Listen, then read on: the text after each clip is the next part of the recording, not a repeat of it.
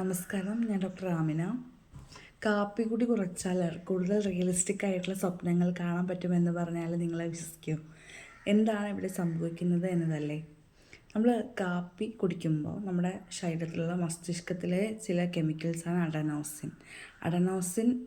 അതിൻ്റെ ബയോളജിക്കലായിട്ടുള്ള ഒരു പ്രവർത്തനം എന്ന് പറയുന്നത് പകൽ നമുക്ക് ഊർജ്ജസ്വലനാക്കാനും അതുപോലെ രാത്രി ഉറക്കം വരുത്തുന്നതും ആണ് അഡനോസിൻ എന്ന് പറയുന്ന കെമിക്കൽ സബ്സ്റ്റൻസ് നമ്മുടെ ബോഡി പ്രൊഡ്യൂസ് ചെയ്യുന്നത്.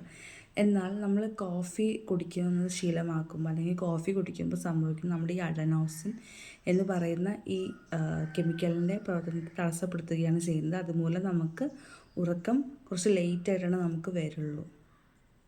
അതുപോലെ ഇത് ഒഴിവാക്കിയാൽ നമ്മൾ REM സ്ലീപ്പ് കുറച്ചും കൂടെ ബെറ്ററാവും.